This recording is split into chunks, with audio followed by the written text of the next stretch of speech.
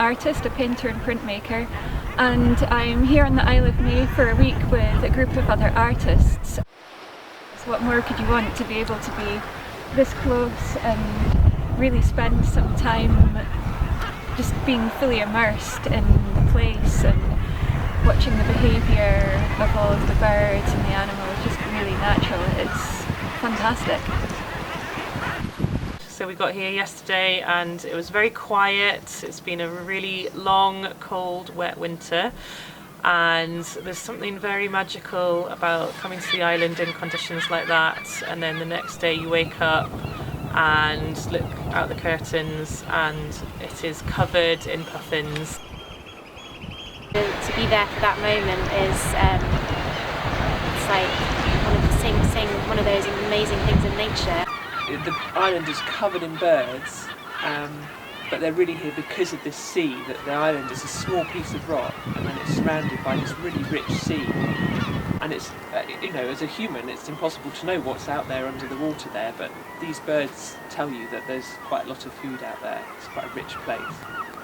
Exploring all of the island, I find myself moving from one place to another as the day goes on, and I have spots, now that I know the place a bit better, that I like to return to at certain times of day.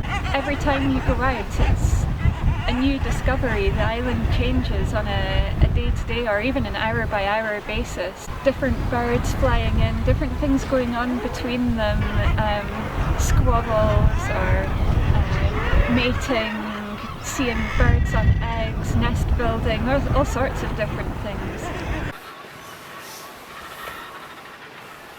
I've been trying to draw the puffins.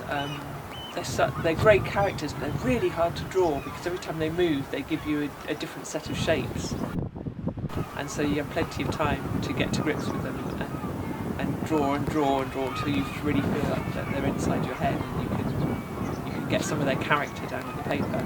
The thing about puffins is they're very cute, they're colourful and pretty, but they're actually really tough little characters.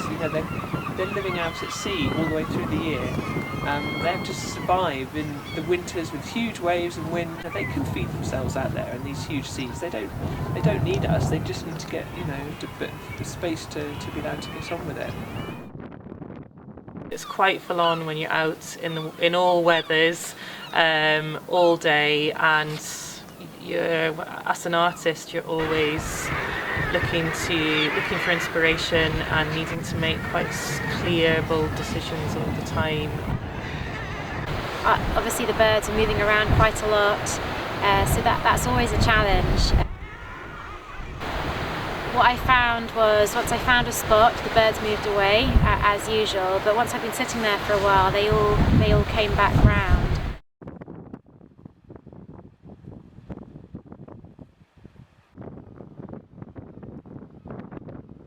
So I'd settled myself just down on the rocks just behind this wall that I'm sitting on, and all of a sudden I realised there was a female eider not too far away, staring up at where I was sitting.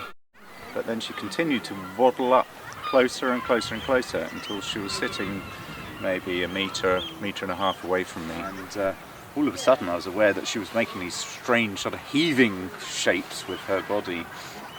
And lo and behold, I grabbed my camera, just managed to capture her laying an egg. And basically she was coming in each day or each couple of days, laying an egg, covering it up again and going back out. If they start incubating all at the same time, then the chicks hatch at the same time. And being on an island like this, it's full of little experiences like that as you go around and you just observe what's going on. It's really exhilarating, but at the same time it's very hard work. You're concentrating so hard. It's almost like a visual diary of a week and a place and feelings, and when I look back through my work after some time, then it really takes me back to that moment. I'm trying to capture a moment more than a precise posture of a bird, or I'm trying to capture the fact that it's really windy and maybe something about the character of the bird, or the way in which they move. So when you look at a picture, it feels you've got an essence of being here. what I hope to do is imbue a sense of the full experience in my work, and so it's important to take the time to enjoy what's here.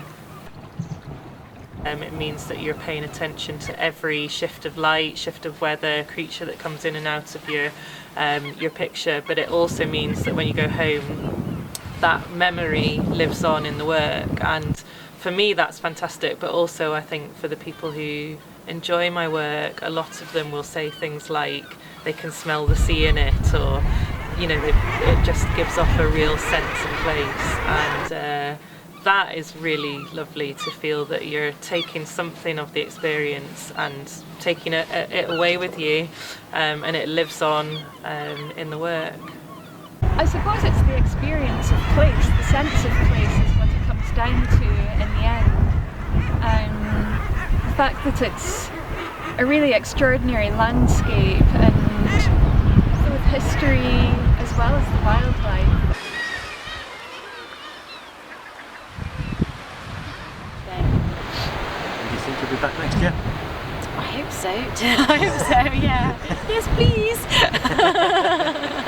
please.